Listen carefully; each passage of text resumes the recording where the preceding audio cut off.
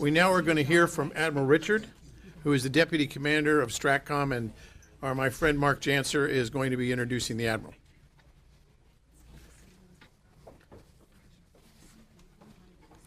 Thank you, Peter.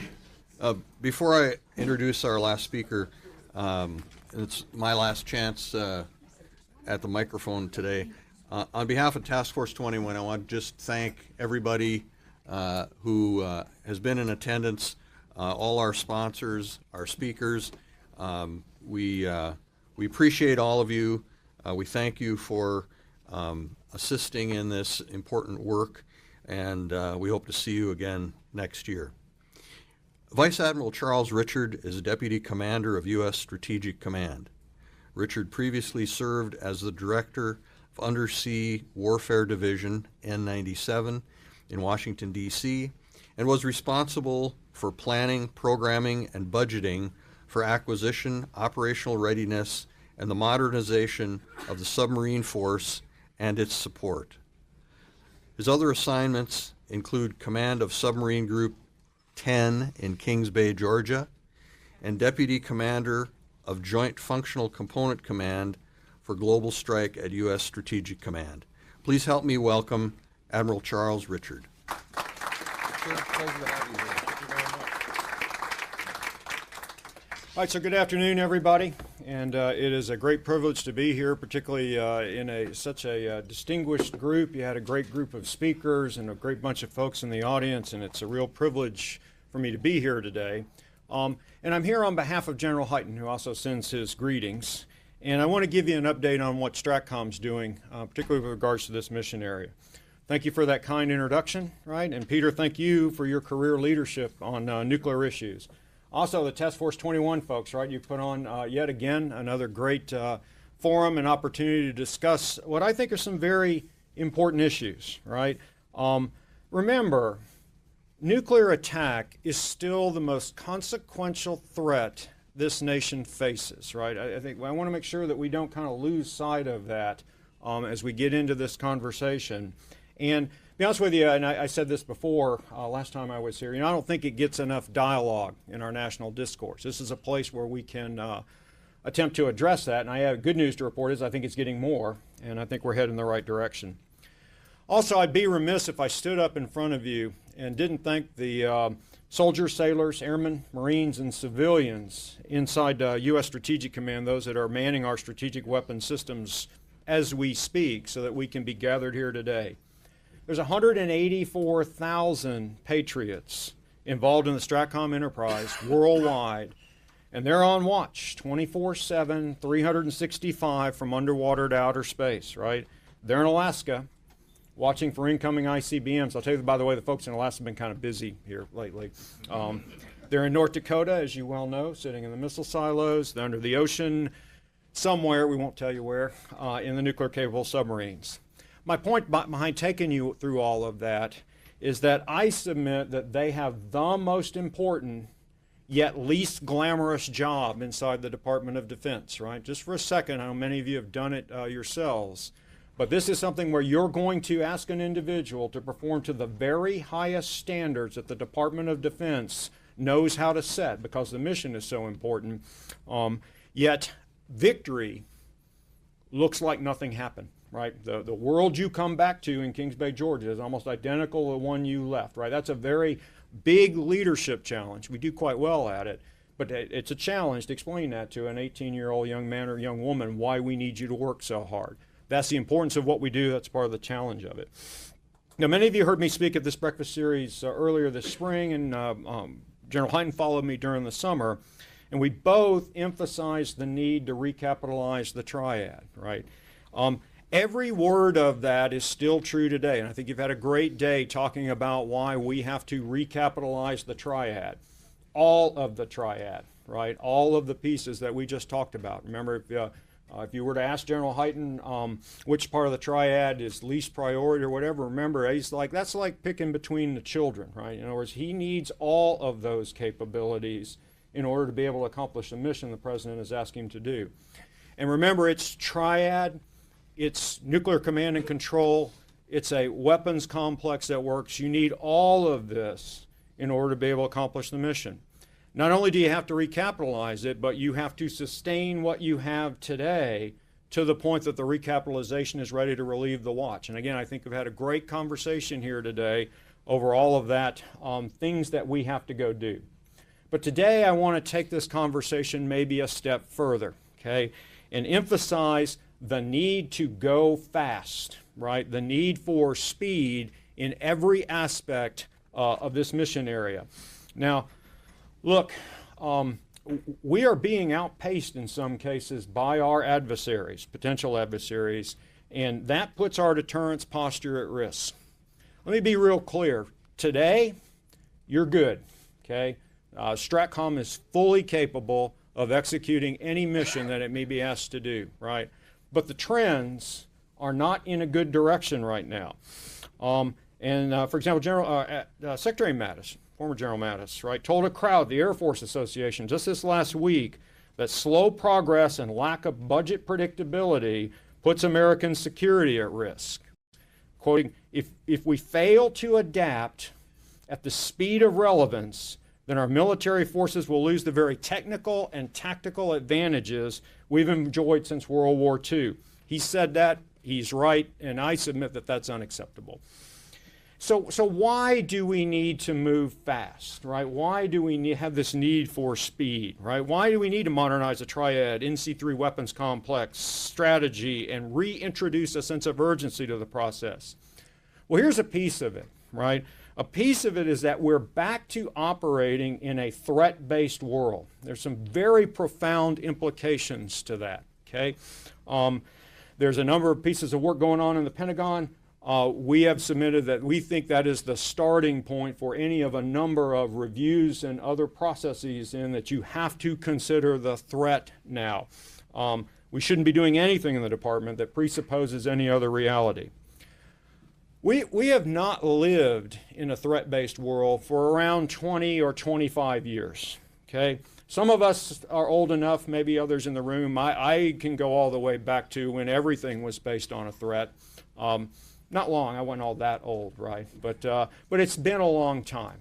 So what's the opposite of being in a threat-based world is when you have no near-peer threat from another country, like the conditions in the world that we had after the Berlin Wall came down, you go into a capabilities-based world, okay? Which was the right answer. That was an appropriate thing for the Department of Defense to do, is to, instead of examining a threat, you simply analyze what capabilities I might need and then go out and accomplish those.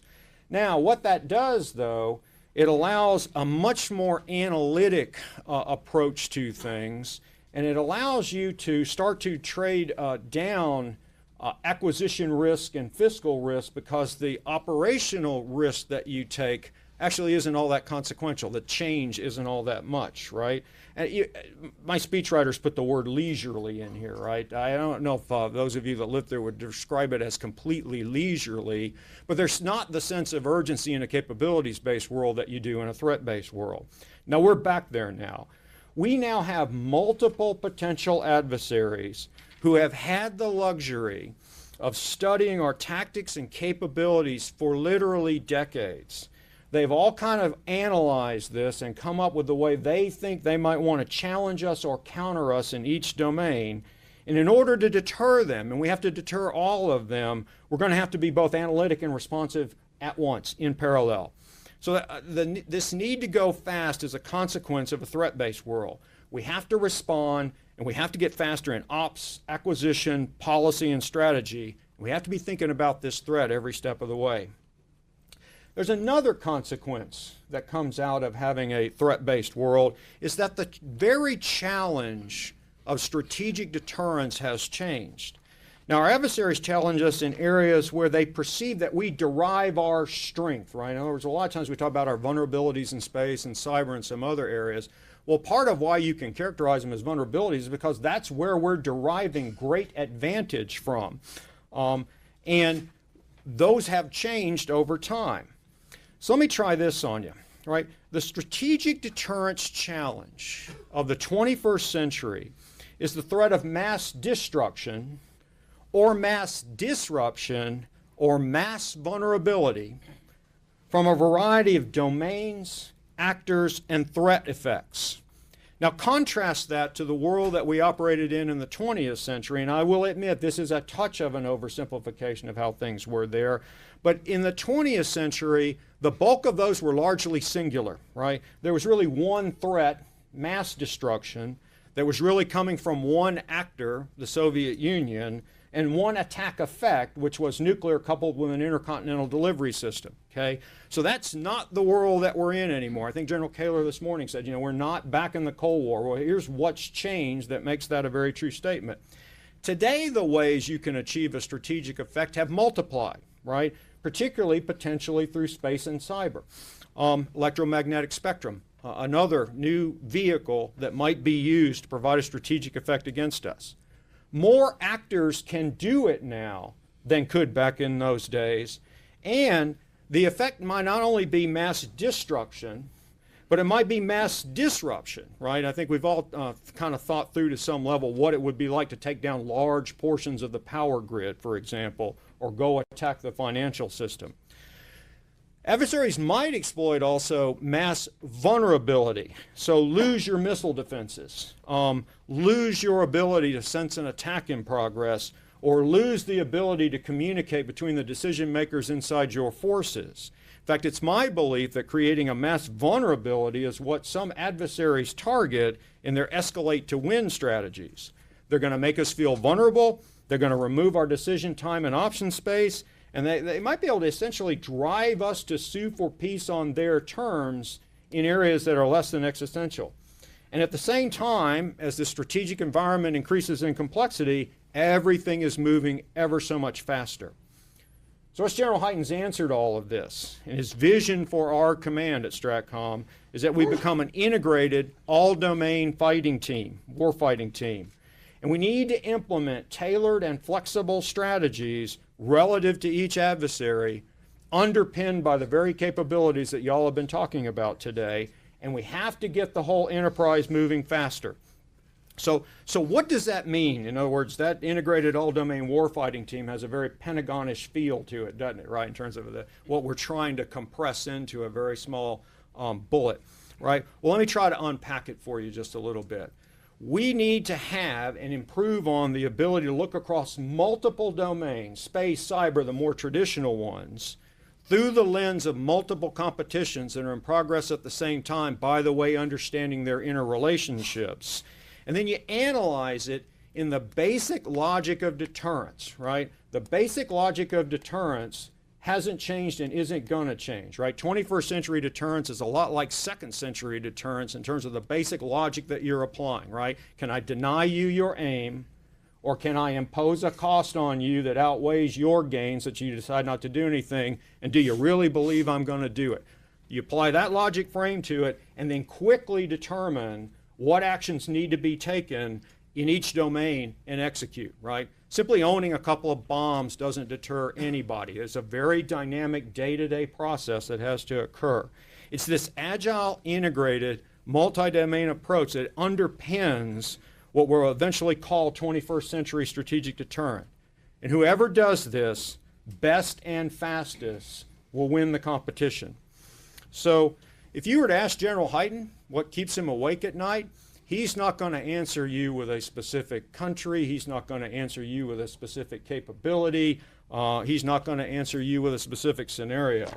He's going to tell you that we're losing the ability to adapt, that we are being outpaced by our adversaries. And again, be assured, we're ready today, right? If you were to challenge us, it's going to end pretty poorly for you. But how long is that going to be true? How far into the future can somebody like me stand up here and make a statement like that?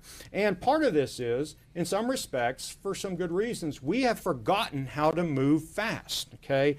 And in the Triad recapitalization, as with all military modernization programs, I submit to you that we have to get back to the basics of speed and innovation, okay? Two quick examples that I think might be good for you. Let's start talking about Captain Hyman Rickover, later, of course, Admiral Hyman Rickover, United States Navy. So 1949, he gets a task from the Chief of Naval Operations. I need you to put a nuclear reactor in a submarine. Okay, pretty good idea. Hey, the problem is at the time, a nuclear reactor, they were kind of brand new, was about the size of a city block, okay? And what the challenge becomes is now get all of that to fit in a steel tube that's about 28 feet in diameter and make sure it all works, right? Literally having to invent the engineering and in some cases discover the physics necessary to go make this work. And in the span of 5 years, from 1949 to 1954, he did just that, right? He and the Naval Reactors Program. Nautilus launched with a nuclear reactor designed from physics and engineering that didn't exist when he started. That's incredible, okay? And Colonel Collins alluded to some of this a little bit earlier, but there's a similar story in the Air Force, right, with General Schriever. Hey, when they sat down in 1957 and started putting together a 3-stage intercontinental ballistic missile, it didn't exist. They literally drew it out on a piece of paper. Never been designed before, never built. It took $140 million the next year from the Eisenhower administration and a total of $2 billion total in the life of the program, which would be about $17 billion in today's dollars. And in 5 years went from an idea that had never been done before to 800 intercontinental ballistic missiles and the silos and the command and control and the trained and ready forces to go accomplish it, right? Also equally incredible.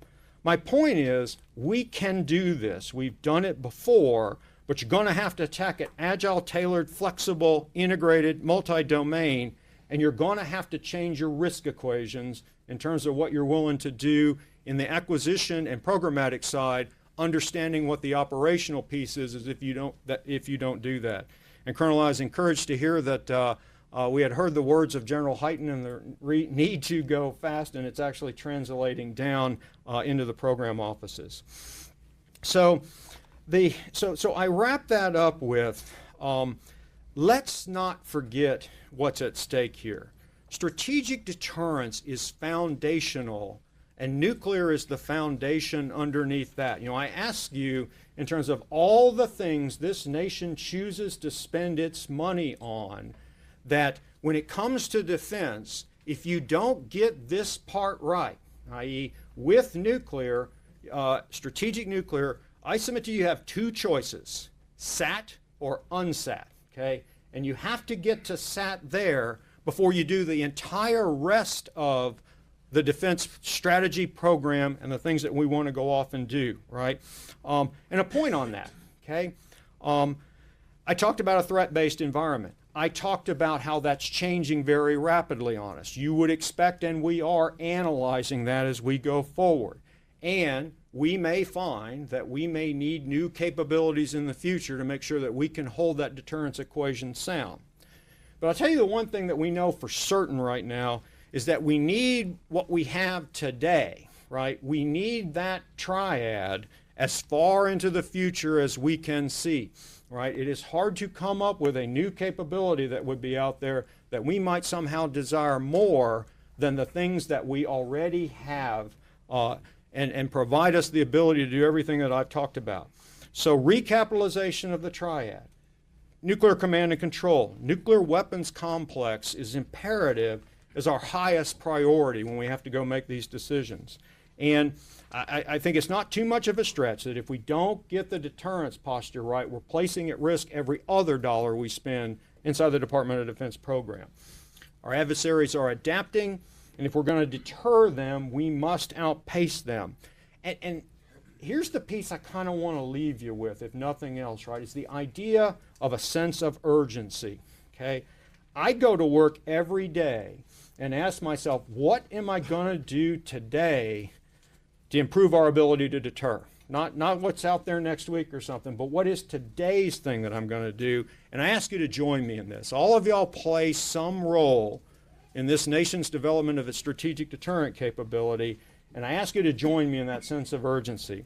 Bottom line is we've shot all the margin, right? The margins are all gone, and we don't have time for further delay.